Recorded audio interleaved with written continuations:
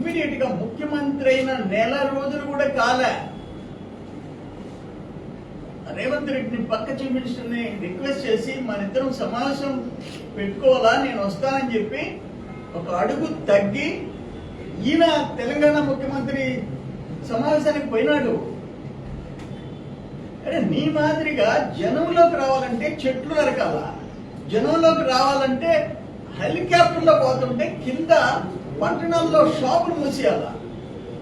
ఒక కర్ఫ్యూ, నువ్వు బయట వస్తే ఒక కర్ఫ్యూ, ఎమర్జెన్సీని మరిపించావు నువ్వు. నీ నాయకుడు me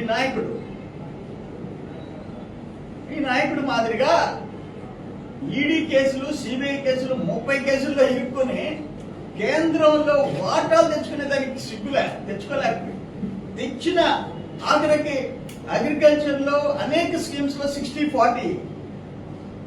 for example micro irrigation 60% వాళ్ళు ఇచ్చే సబ్సిడీ 40% పెట్టలేక మూతేసుకున్నావు అగ్రికల్చర్ మినిస్టర్ గా. మీరు వాటాల గురించి మాట్లాడతారా? నువ్వు మాట్లాడతావా వాటా గురించి? శాఖ మూసేసిన వాడివి. ఒక మైక్రో ఇరిగేషన్, ఒక మెకనైజేషన్, దేంట్లో సెంట్రల్ గవర్నమెంట్ ఇచ్చిన ఫండ్స్ ఖర్చు పెట్టావు. మేము పెట్టాం, ఇండియాలో స్టూడెంట్ నంబర్ 1 మొదటి స్థానంలో నిలబడ్డాం. నువ్వు అగ్రికల్చర్ మినిస్టర్ గా అటర్ ఫ్లాప్ అయి ఇక్కడ కూర్చొని ఇసుక, మట్టి, ఎర్రమట్టి, తెల్లరాయి, టోల్ గేట్లు పెట్టుకొని బతికావు నువ్వు.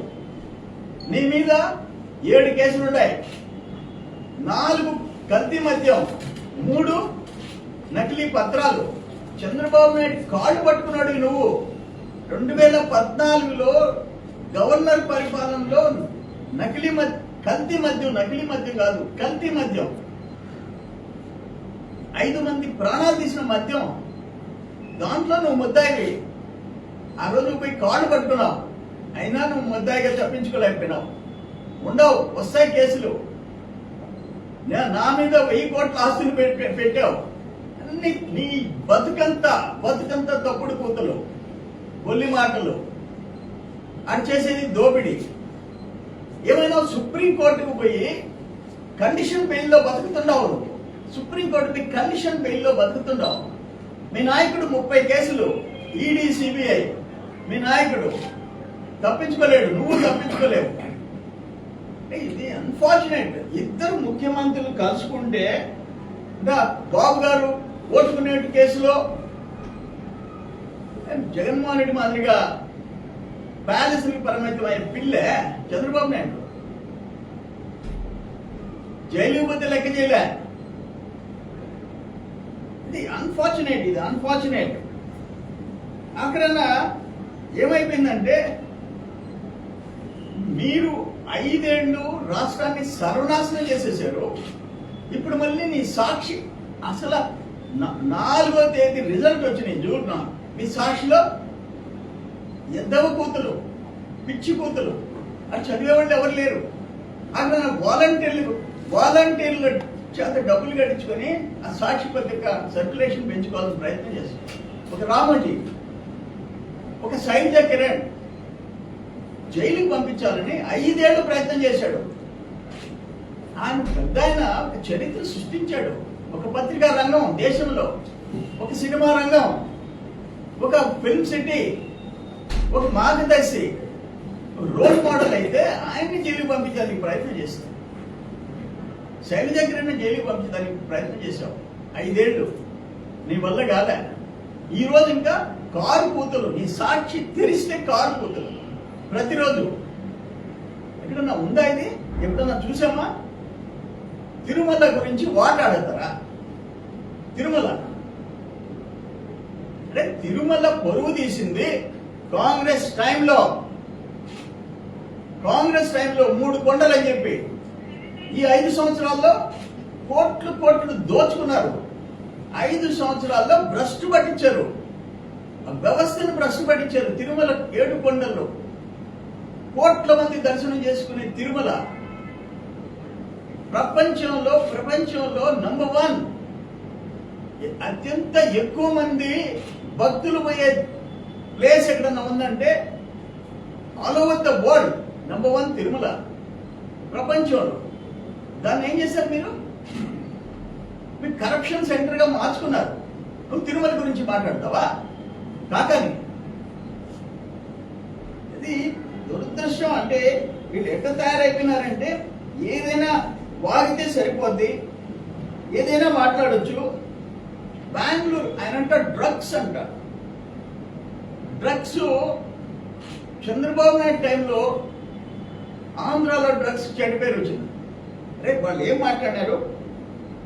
ఇద్దరు అడిషనల్ డీజీపీని వేస్తాం, డ్రగ్స్ కంట్రోల్ చేసేదానికి సమన్వయ కమిటీగా ఇద్దరు అడిషనల్ డీజీపీని వేస్తాం, తెలంగాణ నుంచి ఆంధ్ర నుంచి. వాళ్ళ బార్డర్స్ లో కానీ ఓవరాల్ గా కానీ డ్రగ్స్ కంట్రోల్ చేయాలని చెప్పి ఒక మంచి నిర్ణయం. నీకు ఆఖరణ 7వ తరగతి పిల్లకాయల బ్యాగుల్లో కూడా దొరికే పరిస్థితికి మీరు తెచ్చుకొచ్చారు. రా సూడూరుపేటకి రా, నాయుడుపేటకి రా, గూడూరుకి రా, నెల్లూరుకి రా. ఎవరైనా చూసామా డ్రగ్స్ ఇంత విచ్చలవిడిగా? సిగ్గుండాలో మాట్లాడేదానికి. ఇప్పుడు ఏంటంటే ఆయనకి డ్రగ్స్ ఎందుకు వచ్చిందంటే, అరే దాని మీద ఇద్దరు అడిషనల్ డీజీపీలు వేస్తే ఈ రాష్ట్రంలో ఒకరు మంత్రిగా ఉండి, ఒక రేవ్ పార్టీలో మంత్రిగా ఉండి రేవ్ పార్టీలో స్టిక్కర్ దొరికింది, పాస్పోర్ట్ దొరికింది. వాడు ఏదో కాళ్ళు పట్టుకొని దాన్ని కొంచెం ఆపుకున్నట్టుండవు, కానీ ఆగదు. ఆ భయమా నీకు? రేవ్ పార్టీలో నువ్వు రెడ్ హ్యాండ్ నీకు దొరికింది, నీ కార్ పాస్ దొరికింది. అదేది జిరాక్స్ కాపీ అంటావు నువ్వు. 2023 సంవత్సరం 2000 సంవత్సరానికి ఒకసారి ఇస్తారు 3 కార్ పాసులు. దాంట్లో 2023 పాస్ అది యాజ్ గా వాడుతున్నారు. అది బహుశా ఆ భయంతో కాకని డ్రగ్స్ గురించి మాట్లాడతారు. ఇద్దరు ముఖ్యమంత్రులు చిన్న బిడ్డలు ఆ డ్రగ్స్ తో నాశనం అయిపోతున్నారు వాళ్ళ జీవితాలు అని చెప్పి ప్రత్యేక చర్య తీసుకోవాలని. చెడిపోయింది మీ టైంలో. ఆంధ్ర రాష్ట్రం డ్రగ్స్ ఎక్కడ కావాలంటే అక్కడ దొరికే పరిస్థితి వచ్చింది. పిల్లల జీవితాలను నాశనం చేశారు మీరు. దాన్ని కంట్రోల్ చేయాలంటే దాన్ని కూడా ప్రోత్సాహాలు. ఇటువంటి మనుషులు సరే. ఇంకా నీ సంగతి ఒక కల్తీ మద్యం, ఒక నకిలీ పత్రాలు, ఇంకా dash dash dash. Last 5 years లో గోవర్ధన్ రెడ్డి కాకాని గోవర్ధన్ రెడ్డి దోచుకున్నవి, సిస్టమ్స్ కొలాప్స్ చేసినాయి. ఒక ఎన్ఆర్ఈజేస్ నుంచి, ఒక ఇరిగేషన్ ఫండ్స్ నుంచి, ఒక ఇసుక నుంచి, ఒక ఎర్ర మట్టి నుంచి, ఒక తెల్ల మట్టి నుంచి ఆగ్రహణ తెల్లరాయి వరకు, అక్కడున్న టోల్ గేట్ల వరకు దేంట్లో వదిలిపెట్టాం. గుర్తుపెట్టుకో, డెఫినెట్ గా అనుభవిస్తావు. మీరు చేసిన దోపిడీ, మీరు చేసిన దుర్మార్గాలు. 100 మందిని మా వాళ్ళని సర్వేపల్లిలో జైలుకి పంపించావు. 100 మంది 1000 మంది మీద తప్పుడు కేసులు పెట్టావు, 1000 మంది మీద పెట్టావు. ఈరోజు అనుభవిస్తావు. ఇప్పటికి ఎంతమంది సస్పెండ్ అయినారు, ఇంకెంతమంది అవుతారు? నీ పాపానికి ఎంతమంది అధికారులు సస్పెండ్ అవుతారు, ఎంతమంది జైలుకు పోతారో చూస్తాం. కమింగ్ 1 year 2 years లో చూస్తాం. వదిలిపెట్టే ప్రసక్తిలా. ఏదేమైనా నిన్న ఇద్దరు ముఖ్యమంత్రులు కలుసుకోవటం మాకు చాలా సంతోషం వేసింది. నేను ట్వీట్ లో కూడా పెట్టా. ఇప్పటిదాకా ముఖ్యమంత్రులు ఒకరు ప్యాలెస్ కి, ఒకరు ఫామ్ హౌస్ పరిమితం అయితే ప్రజానాయకులు అనిపించుకున్నారు. చంద్రబాబు నాయుడు గారు, రేవంత్ రెడ్డి గారు ఒక రోల్ మోడల్ గా నిలిచారు. దేశంలో రోల్ మోడల్ గా. ఆయన కాంగ్రెస్ అని చెప్పి ఈయన ఇంట్లో కూర్చోలే, ఈయన తెలుగుదేశం అని ఆయన ఇన్వైట్ చేయకుండా ఆపలే. వయసులో చిన్నోడైనా చంద్రబాబు నాయుడు నేనే వస్తా, మా రాష్ట్ర సమస్యలు ఉన్నాయి, ఈ 2 రాష్ట్రాలు తెలుగు వాళ్ళ రాష్ట్రాలు, వాటిని పరిష్కరించుకొని 2 రాష్ట్రాలు ముందుకు పోవాలని ఒక మంచి మెసేజ్ ఇచ్చాడు చంద్రబాబు నాయుడు గారు. దాన్ని చూసి అభినందించాలా. ప్యాలెస్ లో కూర్చునే వాళ్ళకి ఏం తెలుస్తుంది ప్రజల కష్టాలు? ప్యాలెస్ లో చెట్లు నరకాలా, షాపులు ముయ్యాలా? ఒక నియంత బతుకు నీది. పాపాలు చూపించావు ప్రజలకి జగన్మోహన్ రెడ్డి.